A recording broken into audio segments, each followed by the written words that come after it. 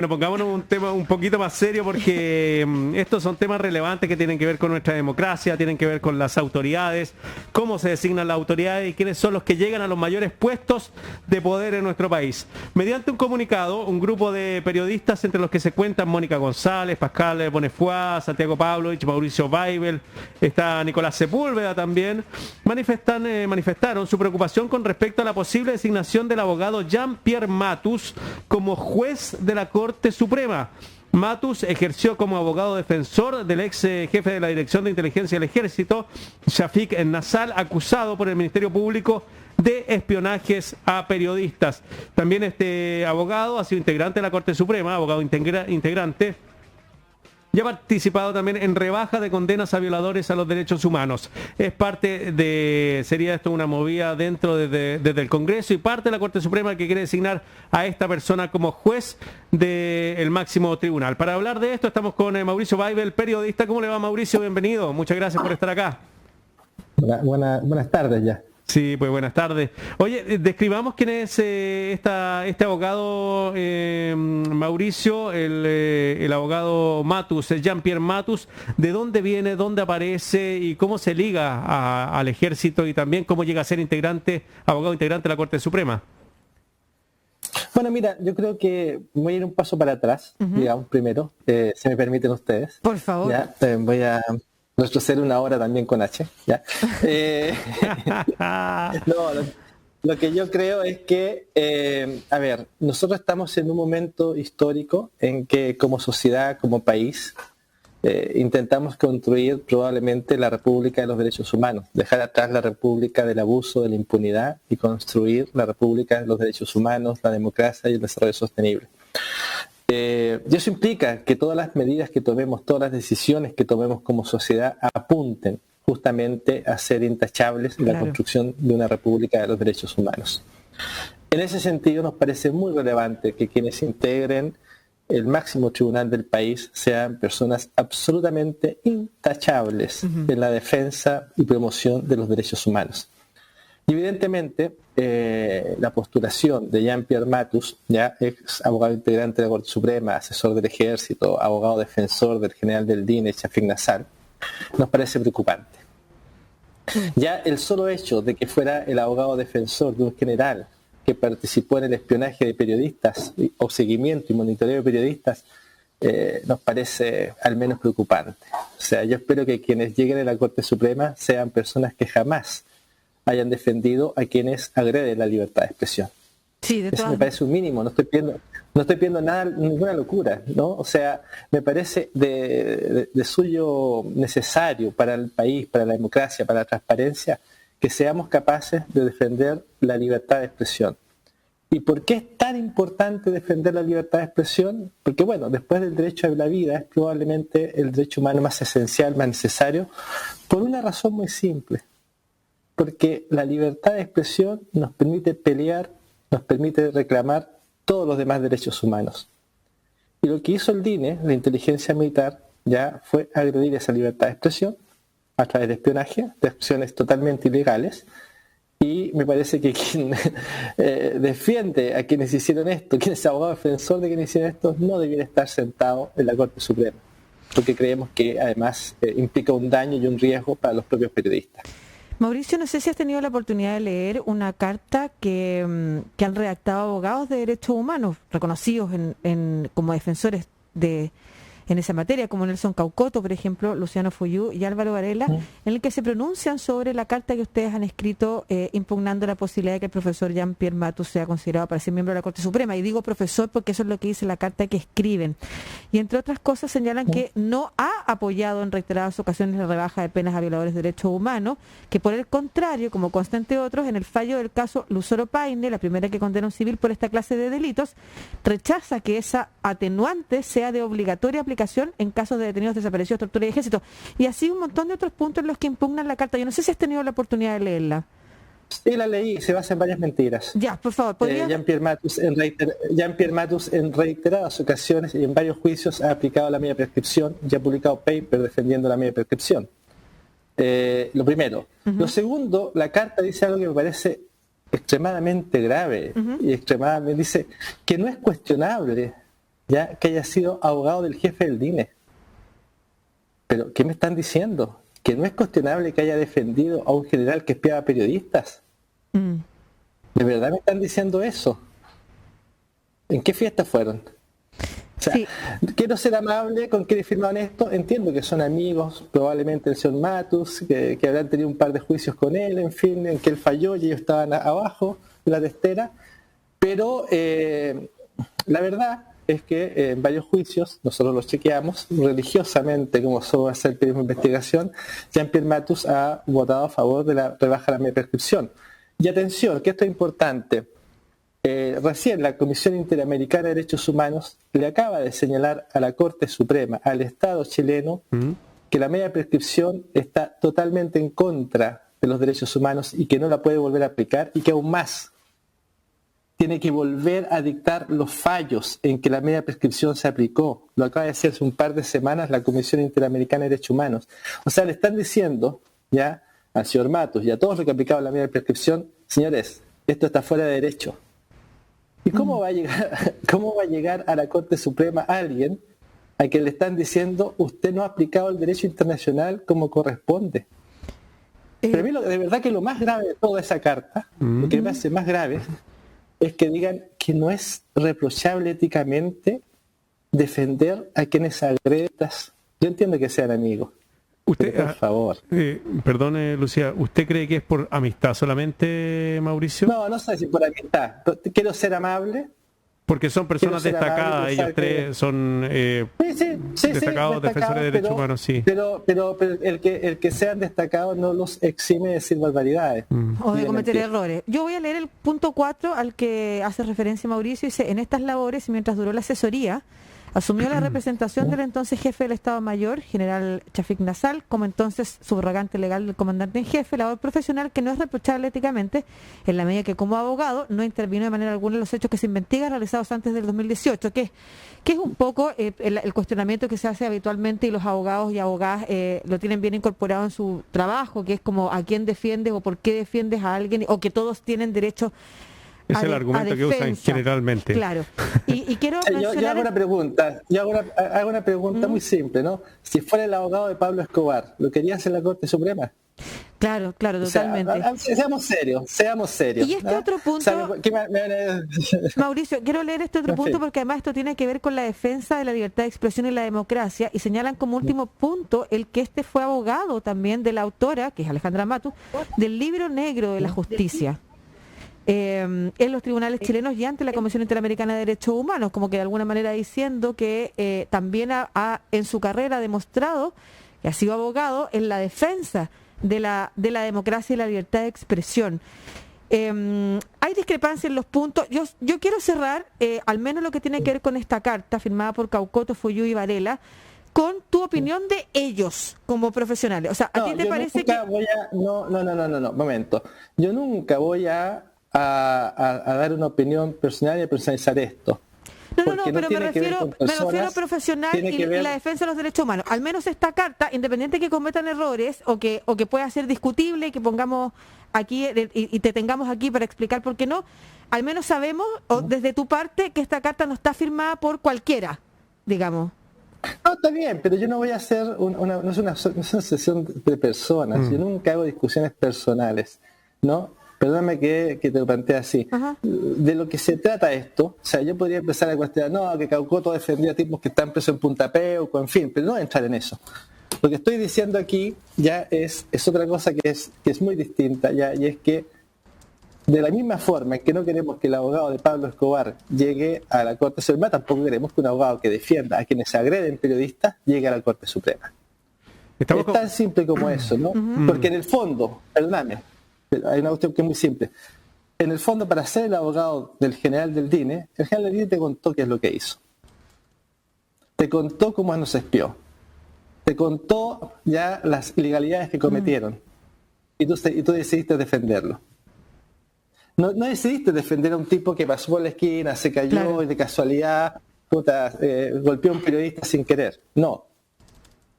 Estás defendiendo a gente que decidió intervenir teléfonos de periodistas, monitorear a periodistas, espiar a sus hijos menores de edad. Eso es lo que estás defendiendo. Y el hecho de que tú hayas hecho las cosas bien en el pasado no te da impunidad para cometer barbaridades en el futuro ni en el presente. Entonces, la defensa de los derechos humanos son siempre, no es cuando te conviene, no es cuando de repente puede ser. No. Nosotros los chilenos estamos absolutamente aburridos del abuso, la impunidad y las medias tintas. Ujú. ¿No? Entonces, ok, no. O sea, para mí es una situación muy, muy ingrata que no debió jamás ocurrir. Jamás debió ocurrir el espionaje a periodistas. Es una situación absolutamente antidemocrática. Fíjate que son tan graves las declaraciones. Acaba de publicar Bio, ¿ya? Las declaraciones del general del ejército. Y el general del ejército dice dos cosas que son gravísimas. A ver. Yo imagino que está en absoluto conocimiento de Matus, ¿no? Lo primero que dice es que el juez que autorizó estas grabaciones iba regularmente a las oficinas del DINE.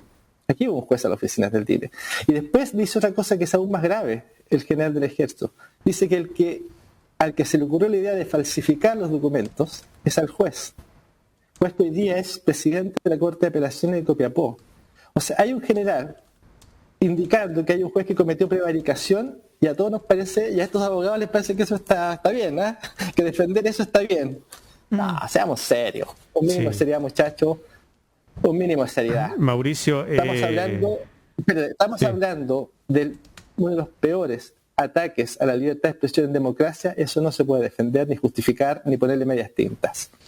Por ningún motivo. Sí, ahí hay un tema que es muy relevante, como lo señalas tú, que tiene que ver con la libertad de expresión, tiene que ver con el trabajo, con la seguridad que se le tiene que garantizar a los profesionales de las comunicaciones. El gran problema, me parece, Mauricio, y una cuestión que viene hace muchos años, son estos abogados integrantes de tanto de la Corte de Apelaciones como de la Corte Suprema. ¿Quiénes son? ¿Por qué se nombran ahí? ¿Cuáles son las relaciones que tienen? Ese es un tema también que es casi como la designación de los notarios, o sea, tan oscuro y también complejo de entender para la ciudadanía. Eso debería ser uno de los cambios relevantes dentro de la justicia chilena, ¿no? La gente creo que tienes toda la razón y es peor de lo que dices, porque la gente no lo sabe. El chileno común no lo sabe. Pero en el fondo la Corte Suprema está profundamente privatizada. ¿En qué sentido? De que los presidentes pueden nombrar como abogados integrantes de la Corte Suprema a abogados de la plaza, privados, ¿no? De la plaza, que llevan todos sus intereses y sus conflictos de intereses, lo quieran o no, a la Corte Suprema. Entonces tú te encuentras, ¿no?, con que, por ejemplo, abogados que participaron en la asesoría Ponce Lerú hoy día son abogados integrantes de la Corte Suprema. Y me dicen, bueno, ¿y por qué? Y nos parece a los chilenos razonable que un abogado que defendió a quien defalcó, por ejemplo, a las AFP, según dicen las propias AFP, por lo tanto los fondos de los chilenos, integren la Corte Suprema. ¿Cuál es el estándar ético para ocupar el máximo tribunal de justicia? Yo creo que ese es un tema que debe discutirlo la nueva constituyente y la nueva constitución. Por ejemplo, sería muy aconsejable, pero muy aconsejable, ¿no?, que la constitución estableciera que no pueden ser, o que para ser juez de la Corte Suprema hay que tener una trayectoria impecable en la defensa de los derechos humanos. Y que nadie que haya fallado contrario a las normas internacionales de derechos humanos puede ser juez de la Corte Suprema. Sería una norma razonable y fantástica. Es que, mira, es muy simple, que sean jueces los que hayan respetado los derechos humanos, tan simple como eso. Es que eso es, pues, uno confía en que dentro de la magistratura estén jueces profesionales que van a la academia judicial, que le han dedicado su vida a ser jueces, y no, por ejemplo, ser fiscales de un banco y jueces al mismo tiempo, o haber defendido cierto y que nos suelten sus negocios. Muchas veces nos sueltan sus negocios, nos dejan de lado. A mí no, es que no tienen obligación de soltarlo. Claro. Y eso, y él no tiene una obligación. Es lo que quiero mencionar porque tiene que ver con lo que estuvimos conversando también ayer a propósito de Dominga y el presidente. Esa cosa como de cumplir con la ley nomás, siendo que nuestra ley también es tan, sin el espíritu, es tan bajita en estándar ético. Entonces, a mí, como de todo lo que has dicho, lo que más me queda es esto, que cruza nuestra institucionalidad, cruza nuestra manera de entender la vida también como ciudadanos, nuestra manera de entender cómo funcionamos en comunidad. La idea del vivo, del que gane el vivo, del que hay que ser vivo, que está tan instalado al punto que llegamos a tener un presidente con esa característica. Y todos lo sabemos. Entonces después no nos extraña que ante una situación como la de Dominga, lo primero que se nos venga a la cabeza es pensar que tienen que estar los intereses económicos vinculados. Y a nadie le extraña eso, porque lo conocimos así y se votó por él, con esa característica.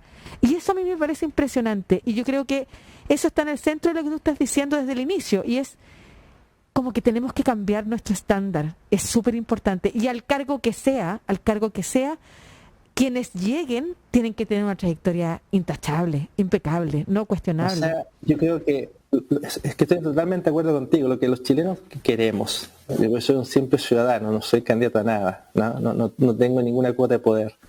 Lo que los chilenos queremos simplemente es un país donde se respeten los derechos humanos, donde no haya impunidad y no haya abuso. Ni corrupción. Cualquier cosa distinta es inaceptable. Llevamos 30 años en esto, medio siglo en esto. O sea, ¿de qué me hablas? ¿De qué me hablas? ¿De verdad vas a defender, vas a decir que no importa ser el abogado del que espía, agrede a periodistas? ¿Vas a decir que no importa ser el abogado, no sé, de Pablo Escobar? No, basta. En el fondo hay normas éticas que no se pueden pasar por encima. Sí, claro. Hay normas éticas que son necesarias. ¿Por qué? Porque no se trata de una persona, se trata del país que queremos construir. Y lo peor que podemos hacer es construir una Corte Suprema de la impunidad. Y nos guste o no, lo que hoy día tenemos es un sistema de justicia de la impunidad. Y eso es lo que no puede persistir. Mauricio, ¿cómo está en el caso de la investigación en torno al espionaje a periodistas? Por parte de yo creo que yo inicialmente tenía muy pocas esperanzas y tenía la convicción, que aún la tengo, ¿no? Si es que es necesario hacerlo, de ir a las cortes internacionales. Tengo toda la paciencia, toda la voluntad del mundo para ir adelante. No me va a flaquear. Pero sin embargo, creo que el fiscal Retamal y su equipo han avanzado mucho más allá de lo que yo pensé que se iba a avanzar. Qué bueno. Ustedes están ahí mostrando las declaraciones que aparecen de los comandantes, en fin.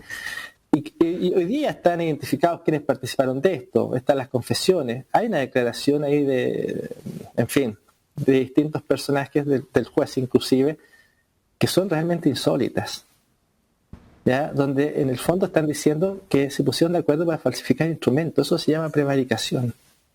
Y yo no puedo entender, de verdad que no lo puedo entender, cómo con todo ese antecedente, arriba de la mesa, la Corte Suprema no hizo un sumario. ¿Qué están protegiendo? Sí, tengo entendido que a este juez lo trasladaron a Copiapó como manera de castigo, pero el traslado no debería ser por qué castigo, debería estar fuera o suspendido, me imagino yo, si es que habría prevaricación, como dice usted, Mauricio. Claro, porque el juez en su declaración dice que él sabía lo que estaba firmando, y lo que firmó es una hoja donde se miente y se dice que estaban espiando a una mujer peruana, ¿no? Y se pone un nombre falso. Claro, y era su teléfono. Mujer peruana. Me estaban espiando a mí, claro, y lo que es más grave, el jefe del DINE lo que dice ahora es que el que dio la idea de falsificar los documentos fue el juez. Entonces,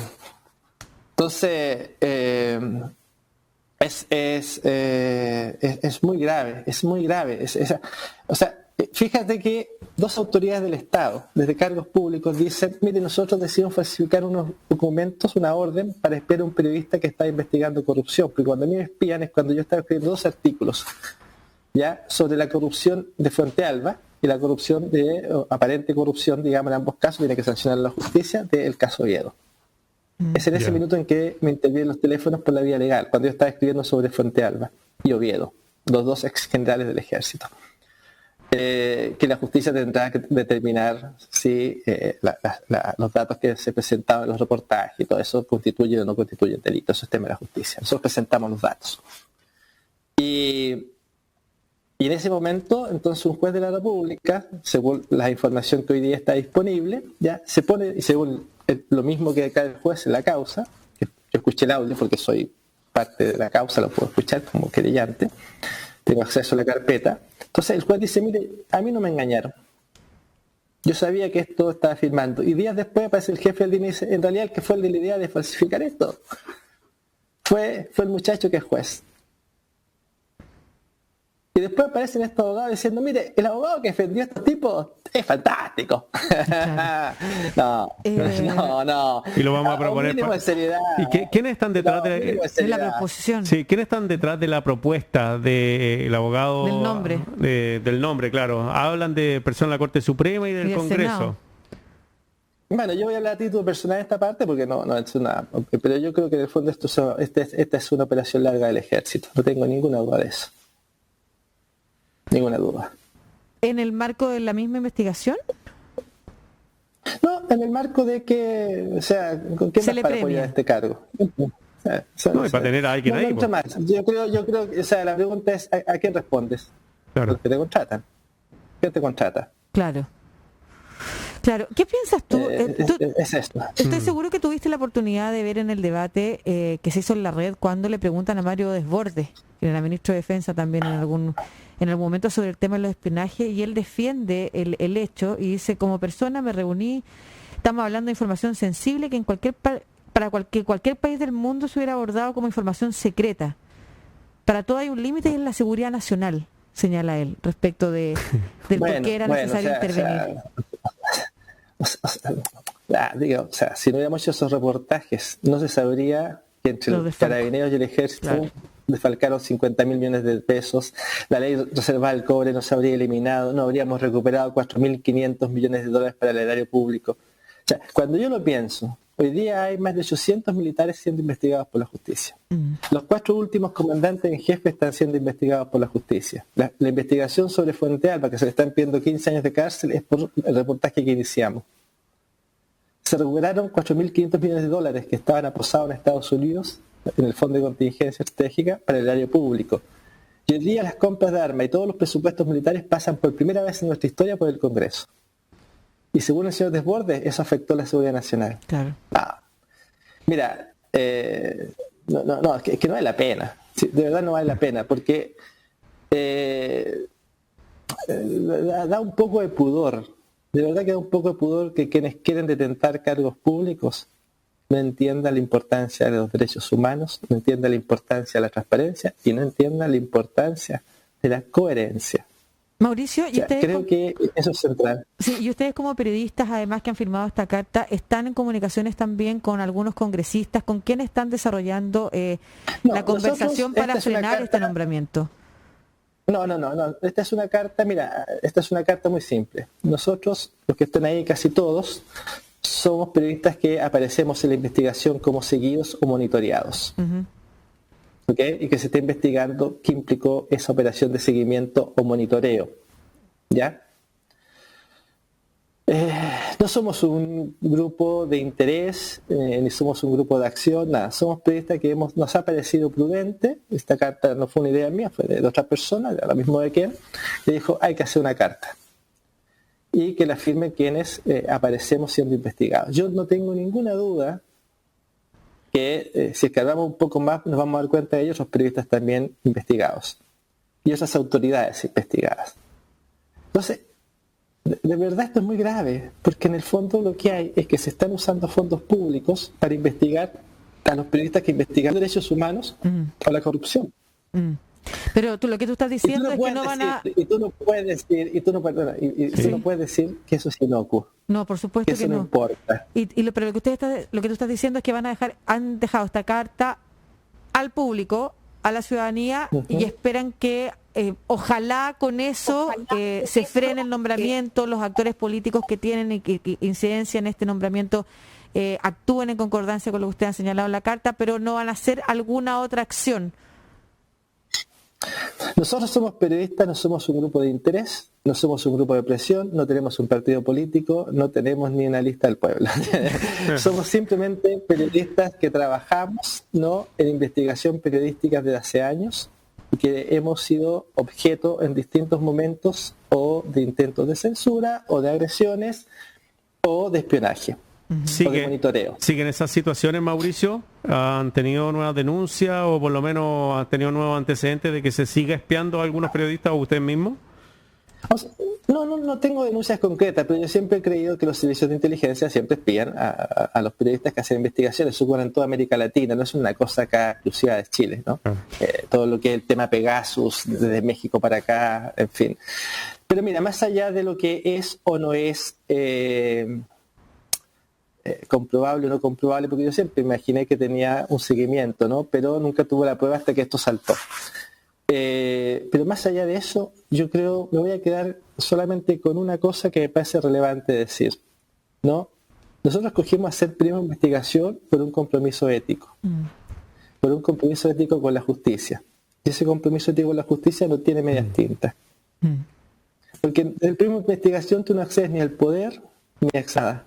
No, pues, al revés, lo persigue. Lo confrontas el poder, confrontas el abuso, confrontas la impunidad, claro. ¿No? Y si bien, pero creo que también tenemos una responsabilidad social que es con la defensa de la libertad de expresión. Y nos parece que cuando ha habido agresiones a la libertad de expresión no puede haber impunidad. Y la impunidad tiene muchas formas. Una de esas es mirar eso por el hombro y decir esto no importa. Eso es una forma de impunidad. Sí, y por eso también se entiende que no se logre empatizar con ese argumento que señala que el abogado está haciendo su trabajo, todos merecen defensa, porque tiene que ver con el compromiso ético que ustedes también han desarrollado a lo largo de sus carreras. Como no trabajo para cualquiera, no hago investigación de cualquier cosa. A ver, si alguien me dice, mira, vamos a ir a tal lado, vamos a grabar en forma oculta y no le vamos a decir a la gente que lo estamos grabando y vamos a mentir, yo diría, no, eso no se hace. Aquí se trabaja éticamente, ¿no? Y si alguien te dice, mira, quiero que sea el abogado del general que está siendo investigado por espionaje a periodistas, porque le intervimos sus teléfonos, los de sus hijos, menores de edad, tú puedes decir, mira, ¿sabes qué? No. Pero no lo dijiste. Y te pareció súper bien estar sentado ahí. Muchas gracias, Mauricio, por la defensa que han hecho permanentemente de la libertad de expresión, por supuesto que sí, del derecho a la información, de los derechos humanos a lo largo de su carrera, con los costos que eso ha significado, y también por levantar la voz ante la posibilidad del nombramiento de Jean-Pierre Matus como juez integrante de la Corte Suprema, y nosotros acá desde Estación Central de Radio Sachi y desde la Radio Sachi, haremos lo posible, por supuesto, por amplificar ese mensaje. Un abrazo grande. Hasta luego, Mauricio.